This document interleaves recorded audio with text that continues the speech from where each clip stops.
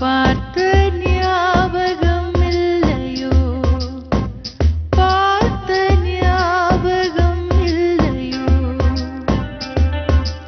இரவில் வந்ததென வெயில், நிலவு வெந்ததென தீயில், பார்த்த ஞாபகம் இல்லையோ, பார்த்த ஞாபகம் இல்லையோ. நேற்றின் கோபமோ இன்றின் சாபமோ யாவும் மாயமோ, பூவின் காயமோ தீயின் வாசமோ, விதியின் வேஷமோ, அழகின் மோகமோ, அமில மேகமோ. செம்மலராணி இல்லை சருகாணி, காரிருளானி நண்பகலா, தாய்மடியானி இல்லை முடிவானி, சொல் நிஜமா நிழலா, யாரோ நீ, யாரோ நீ.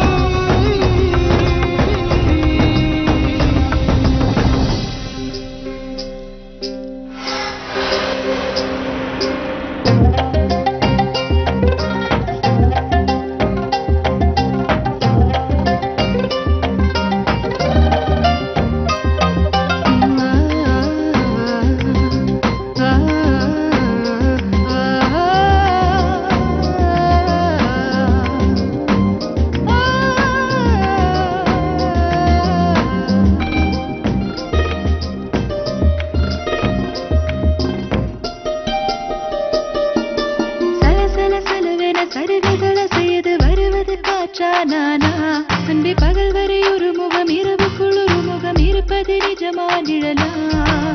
ஒரு பறவையின் சிறகு முறிகிறது எங்கோ மலை மோதி, மலை முழுவதும் முறிந்த சிறகுகளின் காயம் சரி பாதி. முதலென்றால் முடிவு உள்ளது, சரி என்றால் தவறும் உள்ளது, மனம் ஒன்றே மர்மமானது, ஏனோ ஏனோ. இது நேற்று என்பதின் நீதி, இதில் என்ன உள்ளதோ சேதி. செம்மலராணி இல்லை சருகாணி, காரிருளானி நண்பகலா, தாய்மடியானி இல்லை முடிவானி, சொல் நிஜமா நிழலா, யாரோ நீ,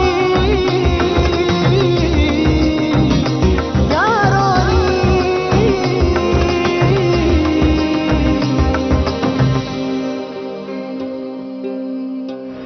பார்த்த ஞாபகம் இல்லையோ.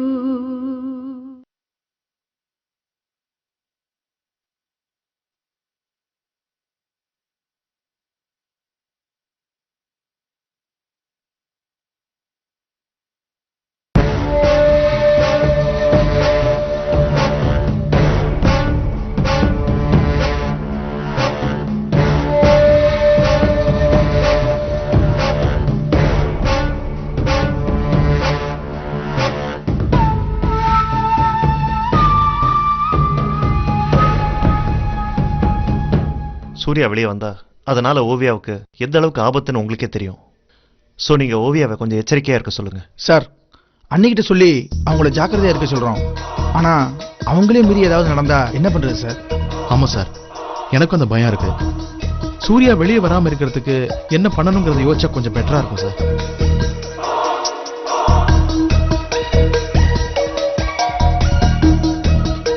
கலியபெருமாள் பெயில் எடுக்க முயற்சி பண்ணாலும் அதை நீங்க நினைச்சா தடுத்துடலாம் சார். அதுக்கு என்ன வழின்னு பாத்தீங்கன்னா அது அன்னைக்கு ரொம்ப பாதுகாப்பா இருக்கும் சார். என்ன வசந்த், சூர்யா வெளியே வராம இருக்கிறதுக்கு நீங்க ஏதாவது ஐடியா வச்சிருக்கீங்களா? இல்லை சார், நான் இதை பற்றி யோசிக்கிறேன். நான் ஒரு ஐடியா சொல்றேன், அது எந்த அளவுக்கு பாசிபிள்னு பாருங்க. சொல்லுங்க சார்.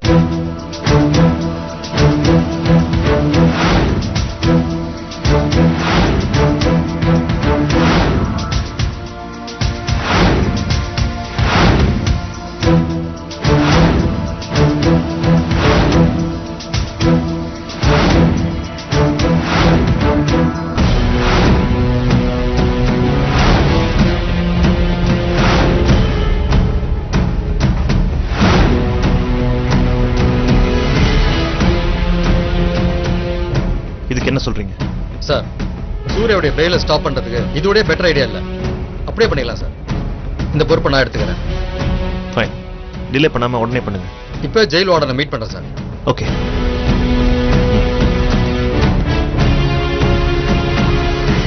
சார், ஓவியாக்காக்கு எந்த பிரச்சனையும் வந்துடக்கூடாதுங்கிறதுக்காக ஒரு நல்ல சொல்யூஷன் சொல்லிட்டீங்க.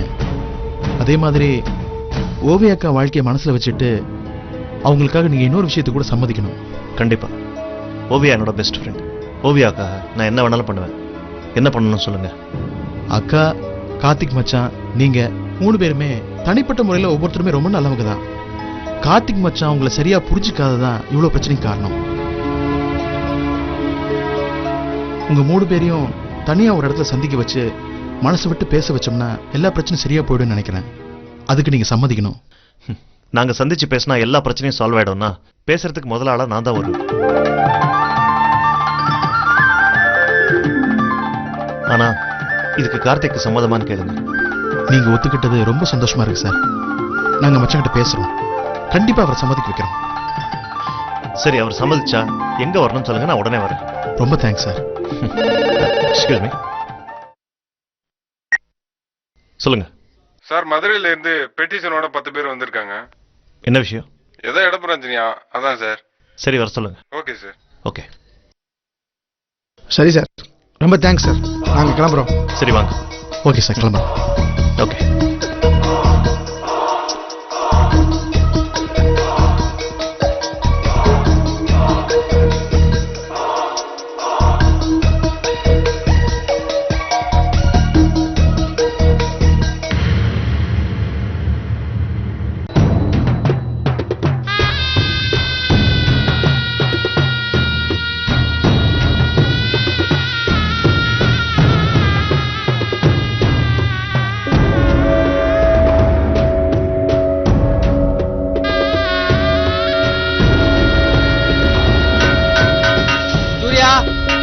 சூர்யா, உன்னை பார்க்க உங்க அப்பா வந்திருக்காரு.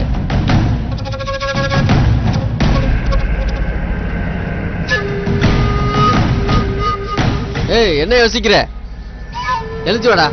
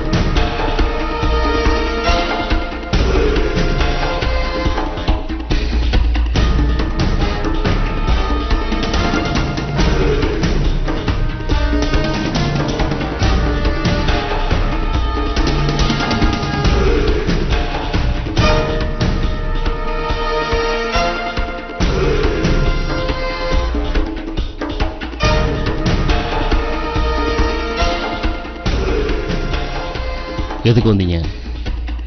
ஏண்டா சூர்யா இப்படி கேக்குற? நான் தான் அந்த ஓவியா பழி வாங்காம என்ன வந்து பார்க்க வேணாம் சொல்லிருக்கேன்ல. ஓவியம் என்னைக்கு இருந்தாலும் பழி வாங்கிக்கலாம்டா. ஆனா அதுக்கு முன்னாடி உங்க அம்மா நிம்மதியா இருக்கணும்ல. ஏன் அம்மாவுக்கு என்ன? உங்க அம்மா ஓ நினைப்பாவே இருக்கா. வரப்போற பிறந்த நாளுக்கு நீ அவ கூட இருக்கணும்னு கண்ணீர் விடாத குறையா கேக்குறா.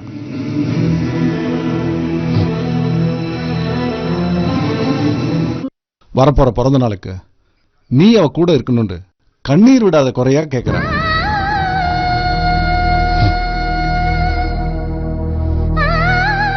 அதான் உன்னை பெயில் எடுக்க முயற்சி பண்ணிட்டு இருக்கேன். அதுக்காக தான் வக்கீல கூப்பிட்டு வந்திருக்கேன். நீங்க ஒண்ணும் கவலைப்படாதீங்க. இது வரைக்கும் உங்களை பெயில்ல எடுக்க முடியாம இருக்கலாம். ஆனா இப்போ எடுக்கிறோம். நான் உங்களை வெளில கொண்டு வரேன். நீங்க சந்தோஷமா வெளில வந்து அம்மா கூடவே இருக்கலாம். எனக்கு அம்மா கூட இருக்க சந்தோஷம் தான். ஆனா அதை விட சந்தோஷம் அந்த ஓவியா பழி வாங்கறதுல இருக்கு. அது என்னைக்கு நடக்குதோ அன்னைக்கு தான் எனக்கு நிம்மதி. நீ முதல்ல வெளியே வா, அதுக்கப்புறம் அந்த ஓவியாவுக்கு ஒரு முடிவு கட்டுற. நீ எப்படி இருந்தியோ அப்படி இருக்கிற அளவுக்கு உனக்கு ஒரு வாழ்க்கை காத்துட்டு இருக்கு. நடந்ததெல்லாம் மறந்துட்டு நடக்கிறதெல்லாம் நல்லதுன்ற மனசோட நீ வெளியே வரணும்.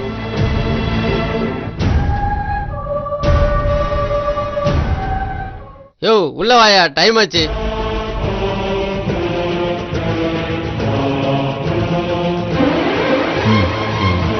வாயா, டைம் ஆச்சு.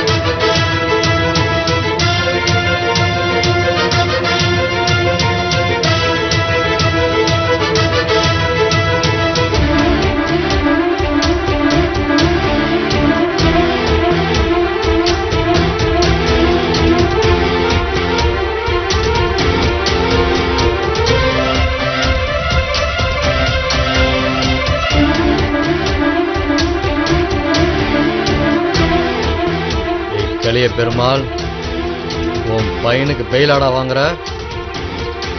வாங்க விட மாட்டேன்டா.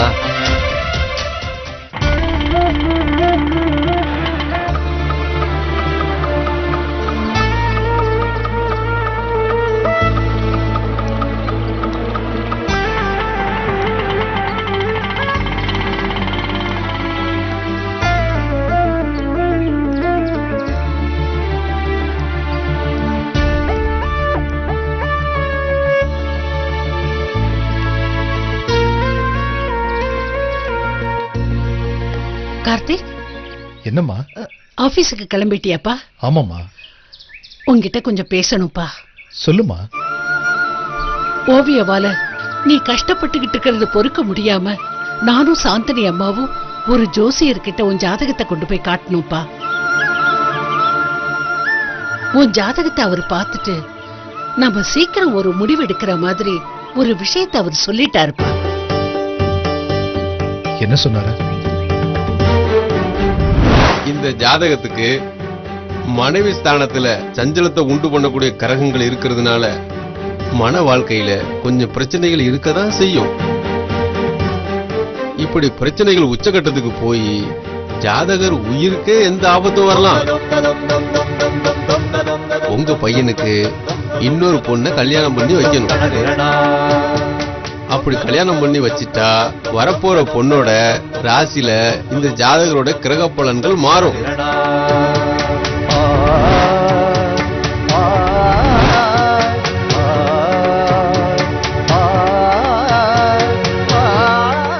உனக்கு வர்ற இருக்கிற ஆபத்தை நினைச்சா மனசு பதறது கார்த்திக். ஏதாவது ஒண்ணு கிடக்க ஒண்ணு ஆகிறதுக்குள்ள நாம ஏதாவது ஒரு முடிவு எடுக்கணும் கார்த்திக். நீ சொல்லித்தான் எனக்கு தெரியணுங்கிறது இல்ல, ஏன் மனசுல இந்த நினைப்பு இருக்கு. கூடிய சீக்கிரமே ஒரு முடிவு எடுக்கிறேன்.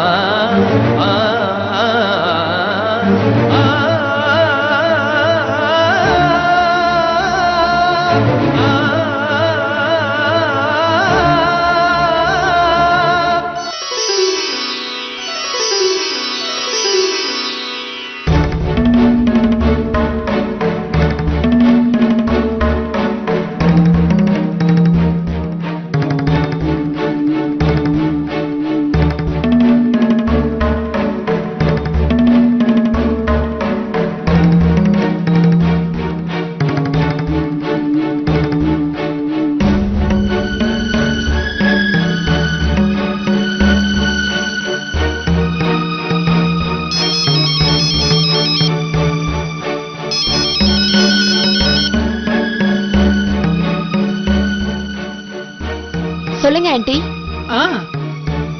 நீ உங்க அம்மா கிட்ட பேசுனியா இல்லையா? எதை பத்தி ஆண்டி? ஓவியா விஷயத்துல உங்க அம்மா தலையிடக்கூடாதுன்னு நான் பேச சொன்னேன்ல.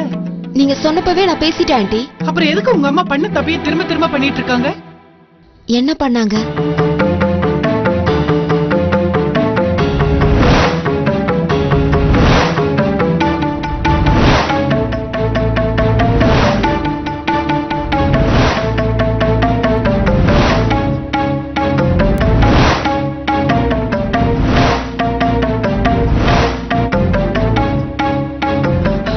மனசு குழம்பி போய் இருக்கும்போது யார் என்ன சொன்னாலும் செய்ய சொல்லும்.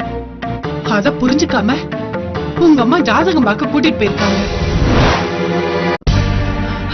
மனசு குழம்பி போய் இருக்கும்போது யார் என்ன சொன்னாலும் செய்ய சொல்லும். அத புரிஞ்சுக்காம உங்க அம்மா ஜாதகம் பார்க்க கூட்டிட்டு போயிருக்காங்க. ஜாதகக்காரர் சொன்னதை வச்சுக்கிட்டு அண்ணி ஓவியா விஷயத்துல ஒரு முடிவுக்கு வரணும்னு நினைச்சிட்டு இருக்காங்க. இப்ப அவங்க மனசை யார் மாத்துறது சொல்லு? நீ உங்க அம்மா கிட்ட சொல்லி இனிமே இப்படி ஒரு தப்பு பண்ணாம பாத்துக்க.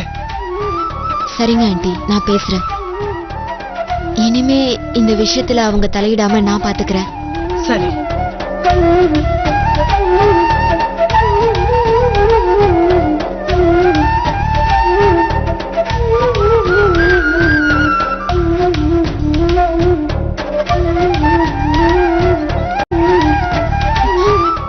ஒரு தடவை சொன்னா கேட்க மாட்டியா நீ? ஏன் இப்படி கத்துற? பின்ன அன்னைக்கு கோவில்ல ஓவியாக்காவும் வெங்கட்டையும் பார்த்தத அவங்க வீட்டுல சொல்லி கொடுத்துட்ட. அன்னைக்கே இந்த வேலையெல்லாம் வச்சுக்காதன்னு சொல்லிட்டேன். ஆனா இன்னைக்கு கார்த்திக் அம்மாவை ஜோசியர் கிட்ட கூட்டிட்டு போய் கார்த்திக்கு இன்னொரு கல்யாணம் பண்ணணுங்கிற நினைப்பு கொடுத்திருக்க. அவங்களுக்கு இருக்கிற குழப்பத்துல இந்த மாதிரி ஒரு விஷயத்த கேள்விப்பட்டா அவங்களுக்கு நெருக்கடியா இருக்காது? கார்த்திக்கு இன்னொரு கல்யாணம் பண்ணணும்னு நான் ஒண்ணும் சொல்லலடி, அந்த ஜோசியர் தான் சொன்னாரு. நீ கூட்டிட்டு போனதுனால தானே சொன்னாரு. இங்க பாரு, நான் ஒண்ணு எடுப்புல வாங்க கார்த்திக்கு கல்யாணம் பண்ணலான்னு கூப்பிடல. பாவம், அவங்களுக்கு இருக்கிற கஷ்டத்துல கோயிலுக்கு வந்து சாமி கும்பிட்டுட்டு இருந்தாங்க. அது பொறுக்காம தான் ஜாதகம் பார்க்கலான்னு சொன்னேன். சொன்னதுனால நல்லது தானே நடந்திருக்கு. என்னம்மா நல்லது நடந்திருக்கு? என்ன பண்றதுன்னு தெரியாம இருந்தவங்களுக்கு இதான் பண்ணணும்னு ஒரு முடிவு கிடைச்சிருக்குல்ல. விட்டா கார்த்திக்கு நீயே இன்னொரு கல்யாணத்தை பண்ணி வச்சிருவ போல இருக்கு. இங்க பாரு, உன் வயசுல இருந்து இந்த பிரச்சனையை நீ பாக்குற, ஆனா நாங்க எங்க வயசுல இருந்து இத பாக்குறோம். பெத்த பிள்ளைங்க ஆளானதுக்கு அப்புறம் அவங்க நல்லா வாழ்ந்துட்டு இருக்கிறத பாக்குறதுலதான் சந்தோஷம். அந்த சந்தோஷம் கெட்டு போனா மனசு என்ன பாடுபடும்னு பெத்தவங்களுக்கு தான் தெரியும். கார்த்திக்கு எப்படிமா இன்னொரு கல்யாணத்துக்கு ஏற்பாடு பண்ண முடியும்? ஒரு விஷயத்த புதுசா கேக்குறப்போ எப்படிங்கிற கேள்விதான் வரும். ஆனா அத நாம அலசி பார்த்தோம்னா அதுதான் சரின்னு தோணும். இப்படி மனசாட்சியெல்லாம் இல்லாம பேசாதம்மா. கார்த்திகோட வாழ்க்கையில இன்னொருத்தி வந்தா ஓவியாக்கோட வாழ்க்கை என்ன ஆகுறது? அத பத்தி கவலைப்பட வேண்டிய அவசியம் உனக்கும் இல்ல எனக்கும் இல்ல. நமக்கு வேண்டியவங்க கார்த்தியும் மகாலட்சுமியும் தான். நீ முதல்ல அத புரிஞ்சு நடந்துக்க பாரு.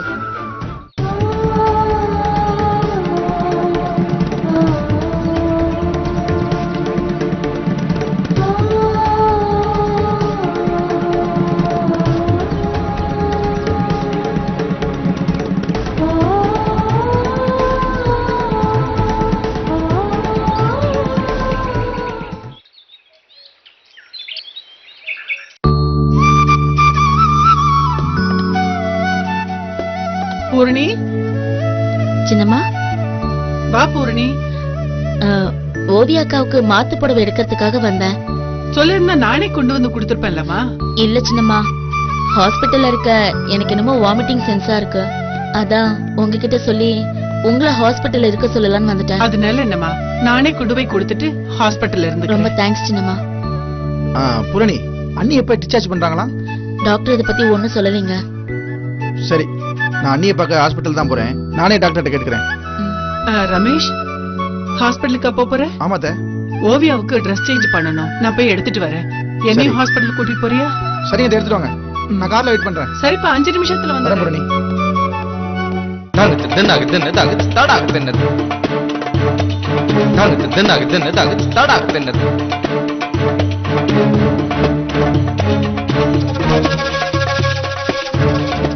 அத்தை, உங்களை பார்க்க தான் வந்தேன். என்ன விஷயம்னு சொல்லுமா. கார்த்திக் மாமா ஓவியாக்காவை பார்க்க ஹாஸ்பிட்டலுக்கு வந்திருந்தாரு.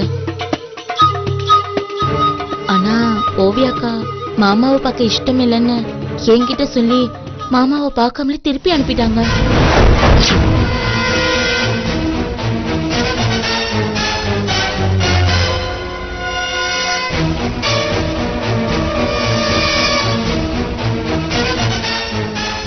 மாமாவே இறங்கி வந்தோம்.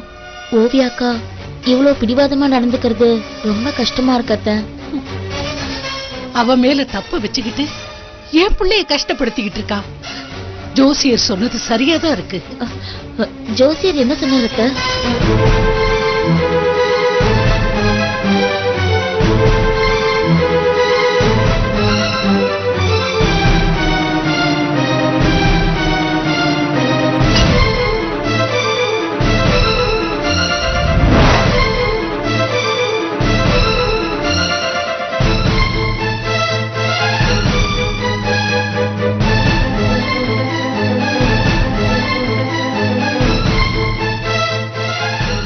அத்தை, அந்த ஜோசியர் சொன்னா அது கண்டிப்பா நடக்கும். எதுக்கும் மாமாவை கொஞ்சம் ஜாக்கிரதையா இருக்க சொல்லுங்க. சரிம்மா.